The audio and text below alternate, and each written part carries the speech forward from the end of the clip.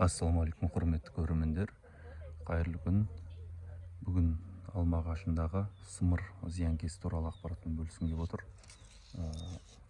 Мынау көзге көрінбес болып тұрған сымыр дейді. Оны шитовка деп айтып жатады деген. Біреулер ұнамайды, көрініп тұрса ақ.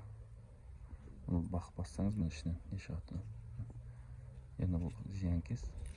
Бұл қауіпті зиянкестің бірі болып саналады.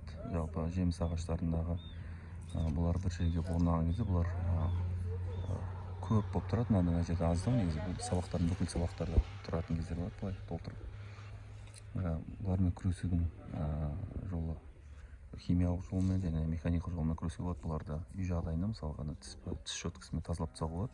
Тіс щеткасын арнайы бір спиртке батырып деген сияқты арнайы сонымен күресуге болады. Немесе бұның көп кездесетін сабақтарда, онда бұлармен мысалы актейлік немесе актара деген сияқты инсектицидтер бар, соларды шашу арқылы. Бірақ бұлардың бір ерекшелігі, бұның арт жақтарында бұлардың қорғайтын, мысалы сонда бір қалқандар болады өздерінің денесіндегі.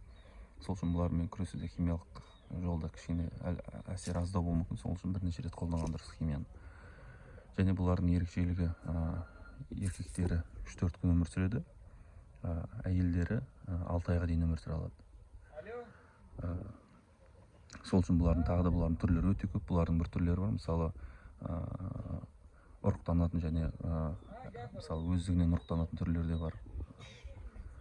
Бұлар қозғалмайды, еркектері қозғалады, ал ұрғашылы әйелдері бұның сол бір қоректенетін жер тапқан екен, сөл соратын жерді ағашты. Сол жерде қалып, сол жердің сөлін сорымен өмір сүреді, өзі қозғалмайды ол бір жайдан. Сол үшін оларды ағаштан табу өте оңайлы болады, бір жерде тұрса егерде. Сосын олар ылғалдан қорқады, күннің ыстығынан қорқады. Сосын егер көрсеңіздер, сумен шашып көрсеңіздер де болады. Бірінші қысқасы болса, сымыр зиянкес туралы